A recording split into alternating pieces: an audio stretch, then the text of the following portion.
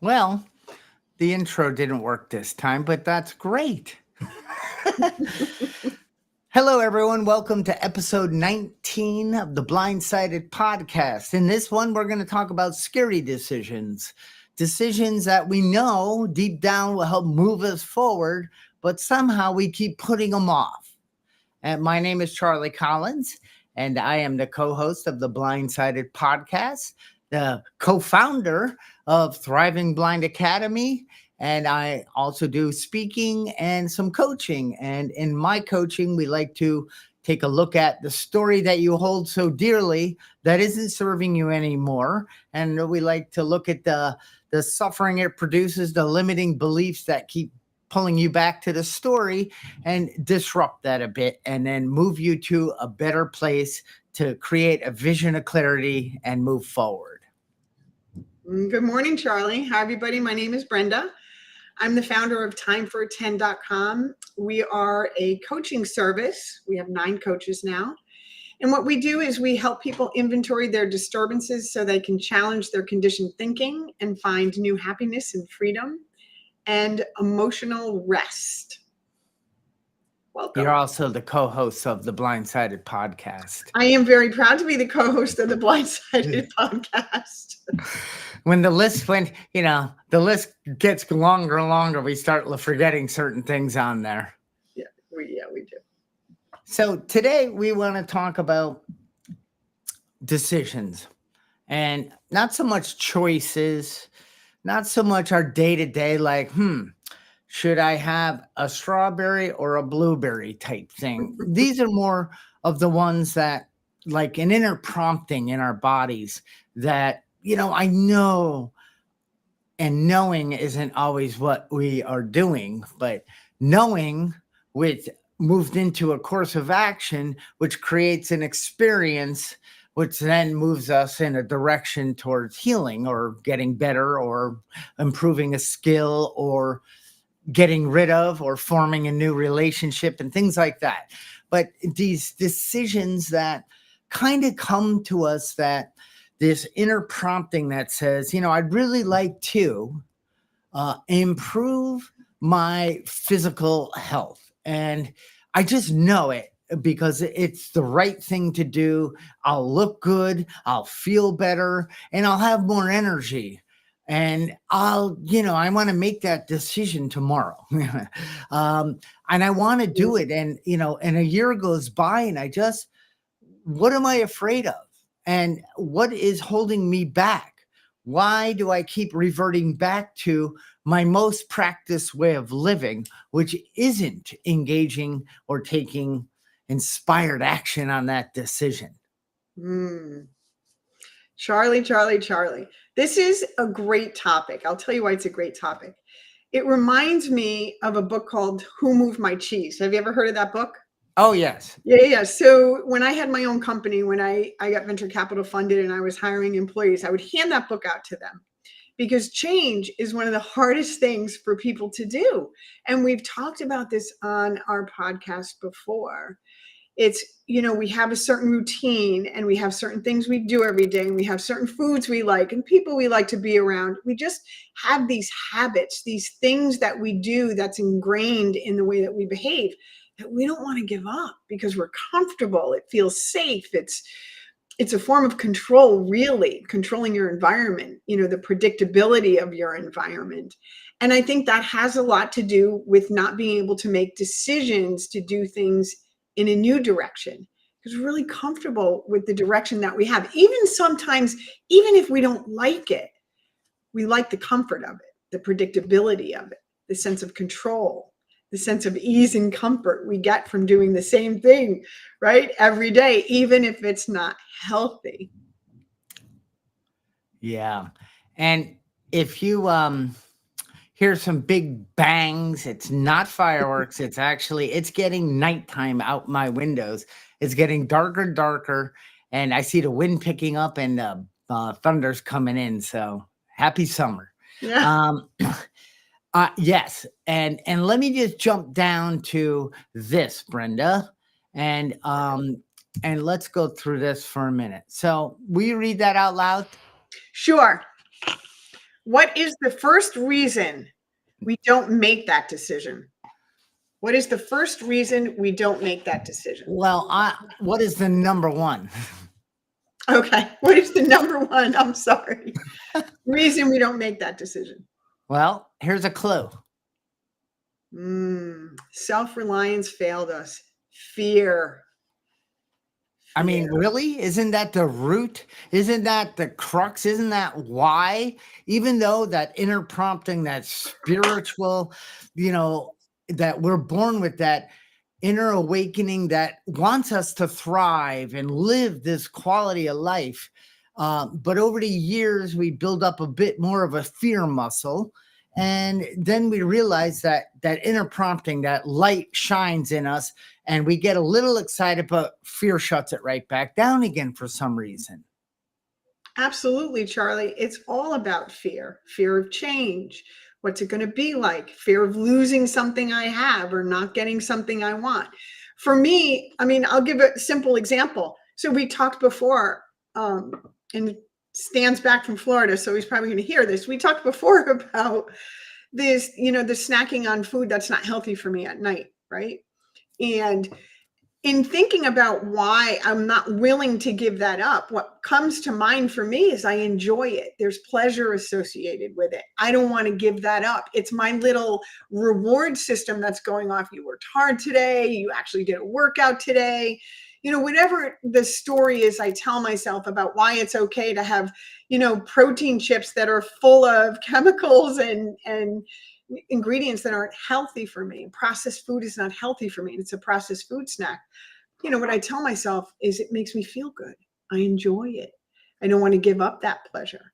And I'm afraid to give up that pleasure because I enjoy it. Well, what am I going to have instead? Something that doesn't satisfy me, something I don't like.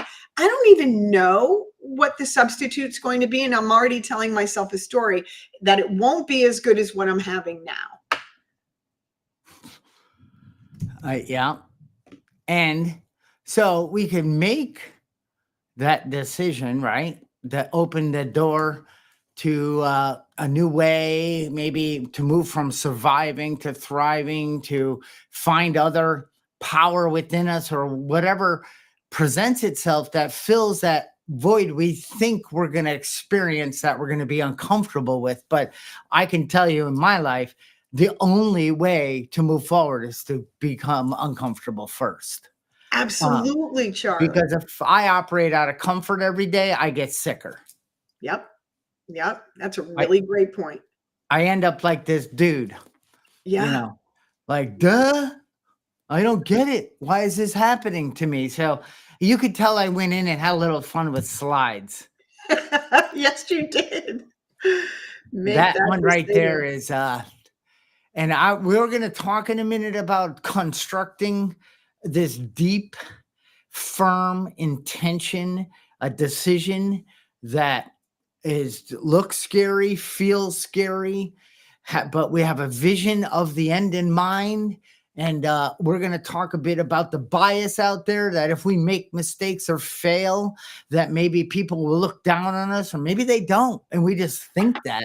And we're going to talk about how to build something that we can day by day, with the sunlight of the spirit, move towards something and become, even if I don't know, climb that mountain, but every bit of prep I did, but I only made it 3/4 of the way and I twisted my ankle. I have become a better person in that pursuit. Yes. And I think too, Charlie, when I look at the slide before this one, which I love, because I'm sure he didn't start out this way. When we don't make decisions, that are healthy decisions, right? And so you build off your decisions one after the next after the next. So if the foundational decision is not a healthy one, you're going to build more unhealthy decisions off of that one because you're not willing for whatever reason. And I think it's fear. And that's a really important slide. You build off that fear and you just make more decisions based in fear that aren't for your highest good, right? Where it's almost sometimes like we're comfortable with the fear. We know how to navigate it because we're surrounded by it. I won't get into all the ways we're surrounded by it, like our political system, our education system, our health system. We're surrounded by fear, systems that are no longer working. However, if we try and tackle, like if that guy tried to quit everything all at once, I mean, look at him, the video game addiction, the food addiction, all that stuff. If you try and tackle that all at once, you set yourself up for failure, just like you were saying. But if you take small steps, make small decisions every day in pursuit of whatever that goal is that you have, you're much more likely to succeed. And I think we get caught in, at least I've gotten caught in, this black and white thinking, this all or nothing thinking, this dual thinking. We're full of dual thinking, that it has to be an all or nothing for me to be able to succeed. So let's use my snack example, because it's a good example. So in this snack that I have at night is, 2 rice cakes, a handful of pretzels, and Quest chips mixed in a small container, right? And that's the nighttime snack. Now, in and of itself, it's not horrible, but it's all processed food. And it's really bad for me. And I'm really mindful about keeping a healthy diet, except when it comes to my little cheat, my little cheat of processed food at night. Now, if I were to say, okay, I'm never going to have that again, I'm just going to stop having that all, what do you think the chances are of me succeeding? You are going to be very grumpy the first night you hit that, and you're not, you're going to be, I would not want to call you during that hour. So what if I approached that a different way? What if I said, for this week, I'm going to make a decision that I'm going to remove the pretzels from the snack, and I'm going to substitute it with something healthy, like, some dried fruit or something in there. And then the following week I took out the rice cakes, and then and substituted with some. And then the following week I took out the Quest chips and I substituted it. Now that's over a 3-week period, giving myself small goals to meet and doing the substitution. I can tell myself I can always go back to this terrible food that I'm eating if it's that bad. We can always refund your misery. Yeah. We can always, I love that. We can always refund our misery. But when I set a small achievable goal, in other words, when I make a small achievable decision, I'm much more likely to have success. I want to say good morning too. Good morning, Carrie and Cassidy. Thanks for coming. Yeah, you made the right decision. Yes, you did. So you see where I'm going with that? Yes. Yeah. So Brenda, we break this down. Okay, so we take a look at maybe take a look at the chemicals, and then take a look at what the adversity it has in our body. But we also look at, why did they put those chemicals in? Because it activates fat, salt, and sugar in our body. And what does that do? Our brains light up. It releases dopamine, the high of just putting it in the bowl. I mean, it's an addiction, and just it's like 6 o'clock. It's like 7. It's like I'm looking forward to this, even though it's kind of that weird like solution to whatever, which made no sense. So let me move on. It makes sense. Anyway, so they made that purposefully to activate the centers in your dopamine and the different chemicals in our body. It hits our gut, and that sends more I forget the name of it, but more releases more, and we're so satisfied. It calms us, but it does activate the more signal too, like That's an awfully, I got to get a bigger piece of Tupperware to mix that sucker in. At least that's my thinking. And then it's never big enough. Now I've got to, I'm using like a big spoon, and I've got to hide from people because I feel guilty. And it just unleashes all trains of circumstances that don't serve me. And then I got to be a little secret about it. I can't be honest about it. And those decisions, those are red flags, They are, Charlie. And you know what just came into my awareness? You turned me on to an app, and I used it this morning. And I know we don't have to make this all about food, but food's kind of a big thing in our country, considering the rate of obesity in our country, because a lot of our processed food is highly addictive. I was going to have a bagel this morning, a cinnamon raisin bagel. I usually have one on Saturday mornings. And I put it through the Yucca app, Yuka. I scanned the barcode with the Yucca app, and it came up with 3 hazardous chemicals in the bagel, listed as hazardous, which means it's likely to cause cancer. And I didn't have the bagel. I still wanted to have the bagel though, but I didn't have the bagel. And Yucca. You did not die. No, I didn't. I had something really healthy instead. That's the weirdness of all of this too. It's uncomfortable to move from the known. The known is I eat what I eat. I have my coffee when I have it. I shower when I shower. I do what I do. I drink what I drink. I do, and I'm living this. And some of us might call it a vicious cycle. Some of us call it's just the known. It's my most practiced way of living. And if this is where I love coaching, it's like, but hold on, do you ever stop? Because we make decisions. How many thoughts a day? 50 to 70,000. Most of them are recycled. They're just automatic. It's unconscious. It's like, hey, I'm at the coffee maker. Don't remember planning this out. Hey, I'm pouring a cup. Hey, I'm walking into my office. It's like the more conscious and awake we become, the more we realize, hey, I'm reaching for the naughty food. and it's like, why am I doing this? So, but once we disrupt that, that's what I like to do, is disrupt it, because these patterns, these well-oiled paradigms or what's wired together, what fires together wires together. So these synapses, these neural connections in our brain that are totally lubricated every day, and they love the energy passing. It's a flow. The brain thinks it's doing the right thing. It's keeping you safe. You're not going against the grain.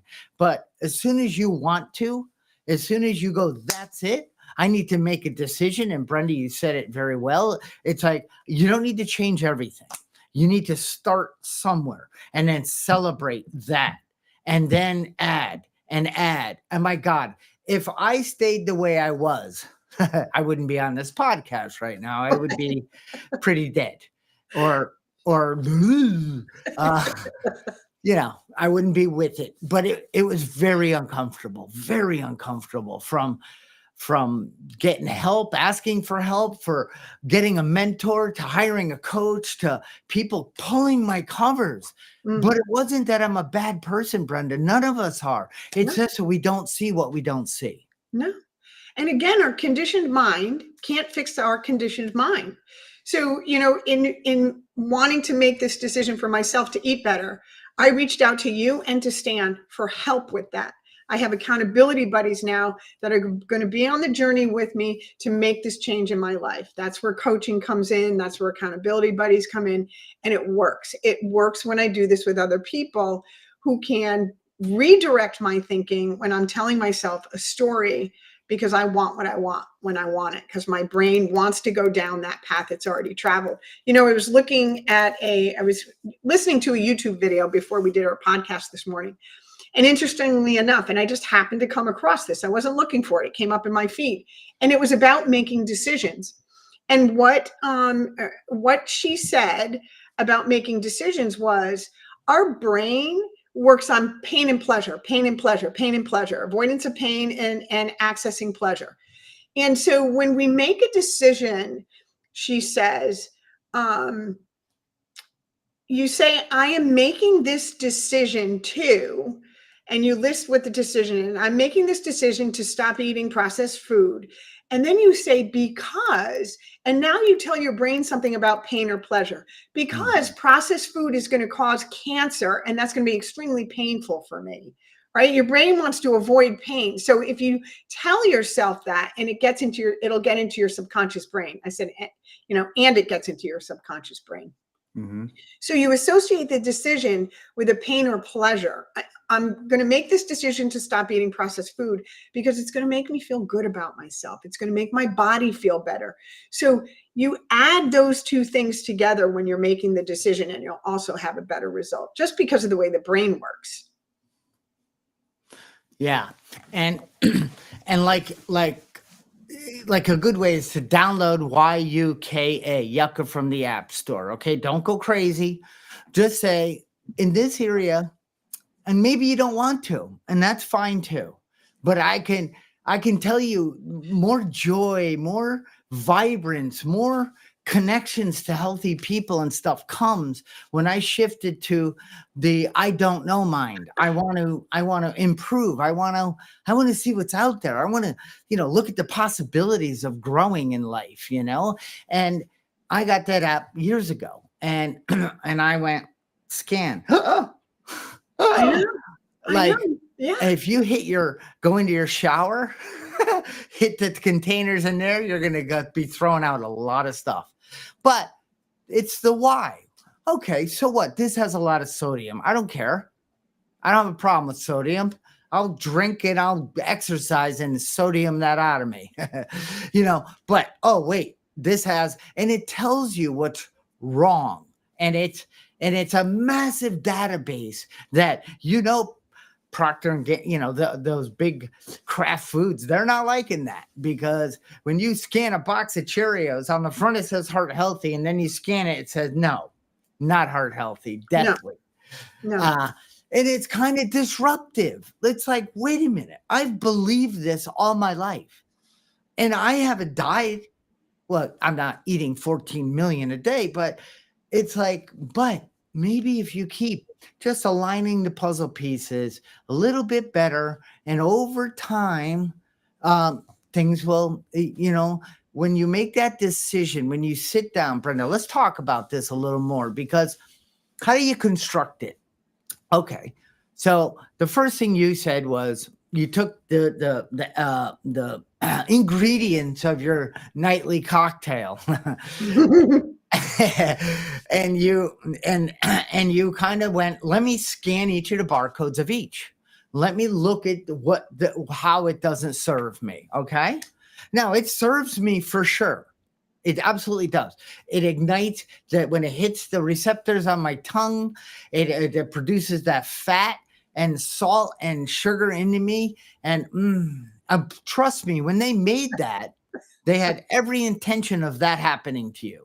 Yes. Because they're looking for you to buy it again and over and over and over. Do they care about your health? Not at all. No.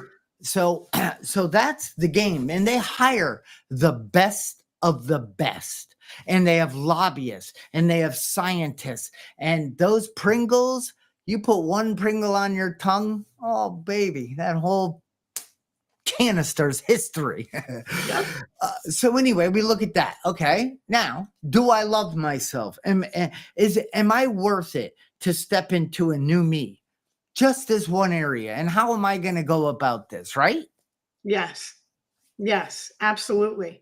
And it is designed. It's designed this way to be addictive.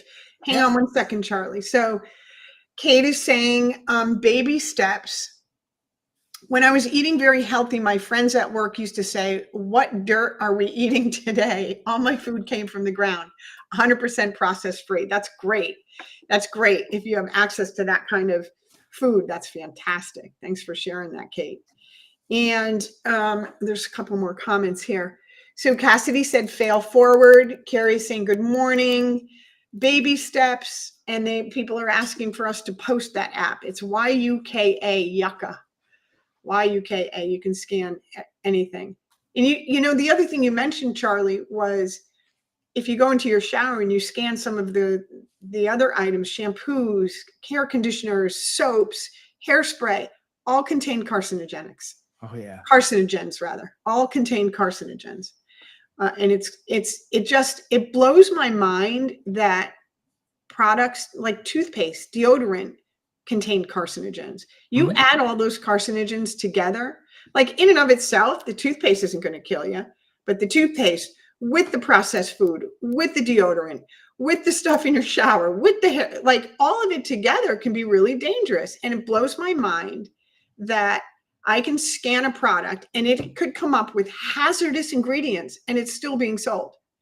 I mean, listen, I could talk about this all day. You know, all of the processed beef that they serve at Wendy's and McDonald's and Burger King is on the World Health Organization's top carcinogenic list. And they're still making Happy Meals for kids. Blows my mind. But it makes the kids happy. Mm. It's not a lie. And it makes mom and dad happy because shut it, eat your Happy Meal. I mean, you know, so you're right. And when we do that podcast, we're bringing Stan the Man in. Oh my gosh, we should. He's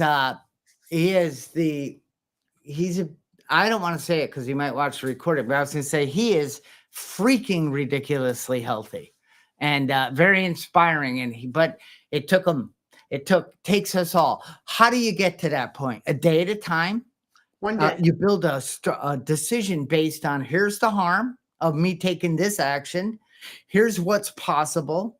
I could feel better, look better, see better, sleep better, thrive better, have more energy, and help inspire others to make some healthy actions in life. Wow. But I'll start tomorrow. You know, that's the power this stuff has. And Brenda, those products that we scan, most of the ones that are the least healthy are the biggest companies. I know. And that's what's embarrassing. Oh, not embarrassing. That's what's sad because they are marketing machines.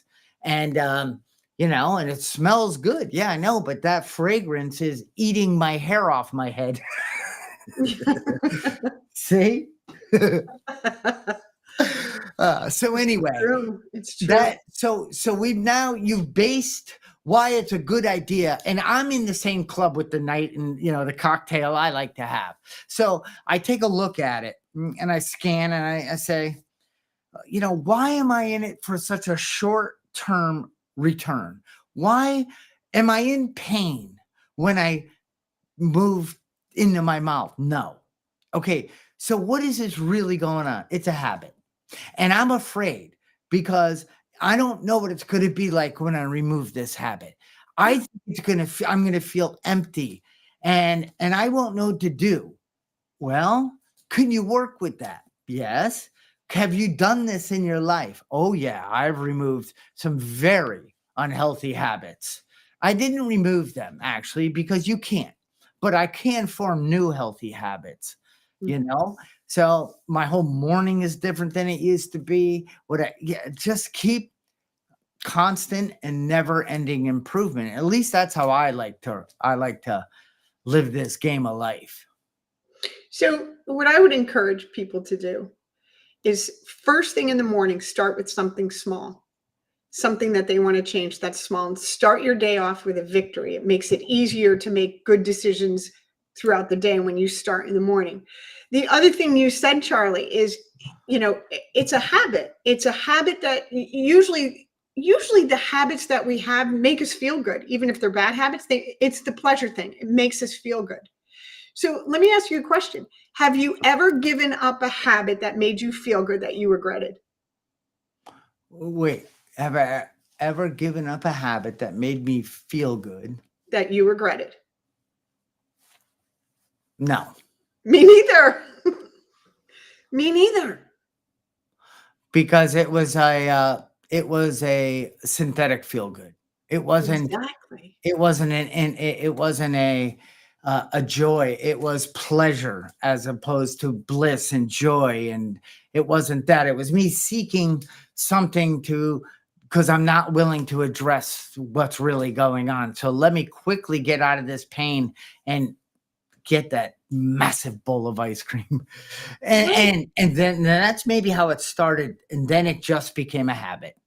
Right. And then I can't see what's it going to be like without it until I think about it. And I say, is it true that I will suffer intensely? No, because I'm going to build the construct of this decision. I'm going to bring it to your attention. I'm going to bring it to maybe my coach's attention. Maybe my coach is helping me see what I'm unable to see about me that is keeping me drifting, as the whatever the thumbnail said on for the podcast today, Brenda, because we all want to thrive. We were born to thrive, you know, and I know there's not a person on here who's happy. If their life isn't happy, joyous, free, thriving, you making all the money you've ever wanted, you have the all that's in place, then you're obviously somebody that's giving back and building nonprofits and helping to transform the universe. Well, I'm not there yet. So that means I got to continue to be honest, to rigorously honest with what's taking me off course. What am I not taking an honest look at? And what story am I putting out there so you don't ask questions? Absolutely. So Eleanor says, I'm trying to eliminate one thing at a time. And, that's important. One small victory at a time. And I want to say something about what Kate said, because, she makes an important point. When I was eating very healthy, my friends at work used to say, now, I want to talk about that for a second.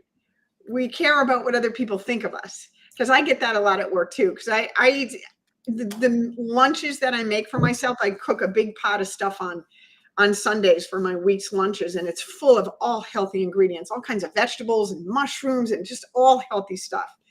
And they make fun of me at work because I eat so healthy. I mean, this snack thing that I do at night is really the last part of what I need to get rid of, and I will do it because you and Stan are going to help me do it. But it's important what she's saying. We care about what other people think of us. We don't want to be made fun of or be called, oh, that's the health nut in the room or any of that stuff. And really, for me, I had to believe, and I do believe, that the only person's opinion that matters about this is mine. What anybody else thinks of me is none of my business. People are going to think what they think regardless. I'm not that important. It matters to me, and that's what counts, is what matters to me and my health. Isn't that the truth, but takes work to get to? It does. That is not just, oh, I heard Brenda say that on a podcast, I'm there. Absolutely not. Not for me. It took practice. It took me tapping people in a store. Hi, you don't know me. Are you thinking about me? Oh, you're not? Jeez, that's weird. How about going to rooms that there might be 30 people in, and I'm wondering, are they thinking about me in here? No. But when you are a bright light, when you are that light, when you trip into the light, little plug there, and you are coming from this beam and you sound and you have an attractive message, or you're just sharing your life journey and people go, I want some of that. Then, maybe you're starting to live on that beam. Yeah. Yeah. We know that you talk at the itty bitty committee and Ain't It Awful Club. And, it's easy to make a decision to remove that toxic person out of my life. No problem. You're done. I'm sorry. I can't have that in my life because, whoops, I'm going the wrong way again. Environment is critical.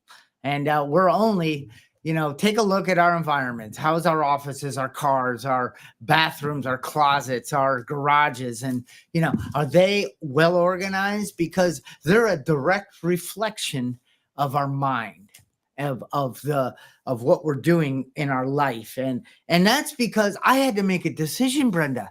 I had to decide to organize my shed, put things where they belong. And gosh, I'll tell you, what was the benefit of keeping it messy? There wasn't one. But maybe I didn't believe it was possible, or I didn't have the know-how, or somebody might say, ew, why is your shed so clean? That's ridiculous. So it's like, what? I want that. So I went and did it. And I do get compliments, but I didn't do it for that. I did it for when I opened the door at perfect peace and ease. So And there's then that project moved to the garage, and I got still areas to improve, but I work really hard in that area of my life because I don't want to create more frustration for myself by living in a messy environment. mm, mm. No, that is important. Your environment is really important. It's also important, though, not to go to extremes with it. I've seen people go to extremes with it. There needs to be a healthy balance. Somebody suggested to me a while ago to make my bed in the morning.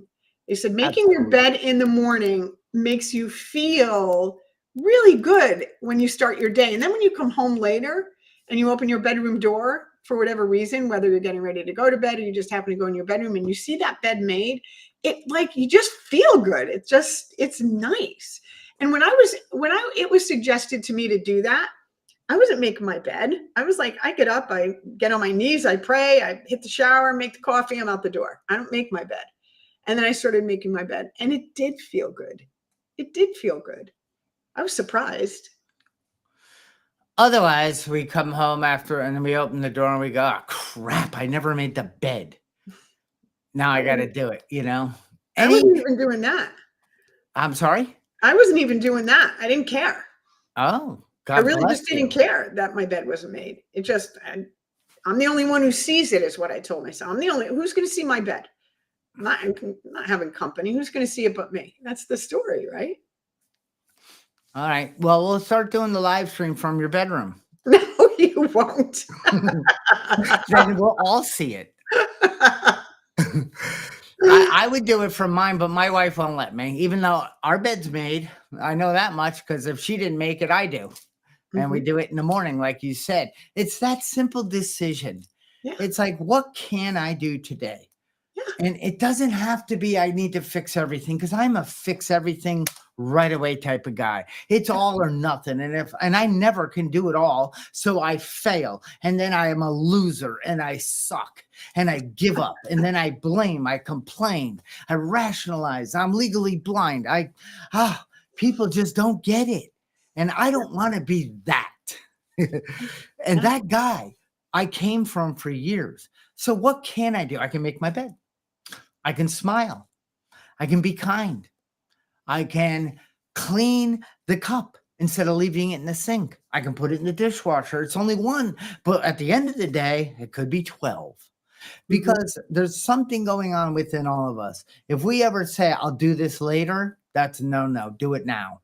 If we ever think somebody else might do that for me, like Molly, like if I leave stuff in this, and she does, but I do it for her. So it just, you know, but like you said too, I don't need to go to the extreme of everything has to be perfect. I had that extreme with my boat. Like I'd be watching my kids eating. Don't drop anything. Because see, my worth doesn't come anymore from what you think of me and Exactly. on my boat. My worth doesn't come from my shed. My Exactly. worth doesn't come from how clean or well lit my garage is. My Right. worth comes from knowing that I have the ability to serve. Yeah. And if somebody mentions, wow, your garage is clean and I love the lighting in it, fantastic. Yeah. And if that inspires you to go home and move a box or two or do something in your garage, that's fantastic. Yeah. Yeah. You bring up a really good point, Charlie, and it's important to talk about this. If the changes that you're making, as you're making them, if you are so hard on yourself that you're punishing yourself or talking badly to yourself, or you're not compassionate or empathetic with yourself, if you don't succeed that day, then this is, you're not approaching this the right way, because this isn't making changes and making decisions for the better may take time for your brain to adjust, for you to be able to maintain on a consistent basis these new habits. And if you're judging yourself when you fail, then you're missing the point, because now you're adding more negativity into your life. And that's not what this is about. If you fail, if you make a mistake, if you have a day where you're not able to stick to that decision, it's important to be loving and compassionate with yourself and say, tomorrow's another day. And I will recommit to this decision and I will start again. And you do that with love and kindness and patience and tolerance with yourself. One of the things that I read, I forget what book it was I read, it was recently, like within the last week. That's exactly what they were talking about. They were talking about these growth behaviors that you're doing. You're growing in new behaviors.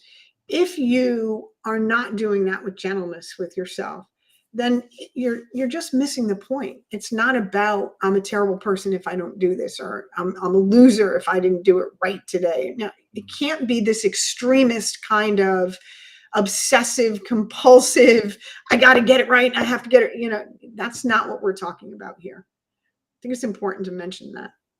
Yeah, well, that's just another form of eating at night. It is, and that's Yeah. the point.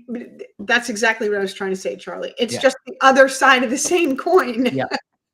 Yeah, it's something deeper down, unresolved, and that's where the coaching and the processes and the time for the 10s or the 12 steps or whatever it might need to be to help bring you through that trauma. Intense, I know. It's like I never in a million years thought I would ever seek help. Not so much like help with certain things, but not my being, but here's the 3 B's. Believe, behave, become. Oh, I And love that. and believe is believe in yourself, but believe it's possible. The it is the decision, the change. We all could decide right now to end this podcast and go to Wendy's and get a burger. That would be very easy. Well, actually, I wouldn't do it, but you know what I mean? It's so much easier to make bad decisions for some stupid reason. But the only way to believe, behave in that way, and become. It's not what I get; it's who I become on the pursuit, on the journey. Absolutely. It's not so much the size boat I had; it was the experiences. It was what it did for our family and the rides. And my dad and I had so much quality time on that dang boat, all over, and just okay. But anyway, that's what it is. So we need to believe it's possible, and we need to believe that in ourselves, because again, inner prompting, is it coming to me? Nobody's telling me you need to change and do this and make these types of decisions. If those people are around me, then I've just decided to remove them. Nothing with loving, gentle guidance and things, but no dictators. Okay. Let me look within and find my own path. So that's the first thing I believe. And then I behave in a certain way. What does that mean? I take action.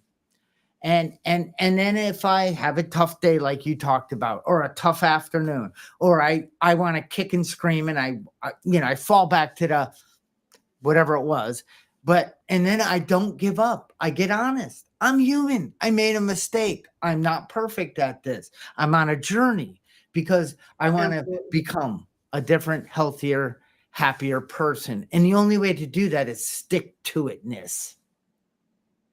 I love that. The 3 B's. You should do a slide on that, Charlie.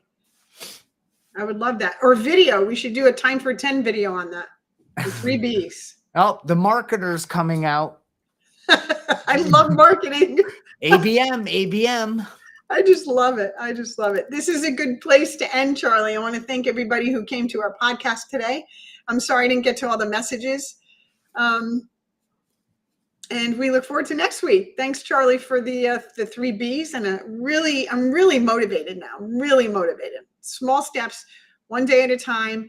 The 3 B's, lots of good stuff today. Yeah.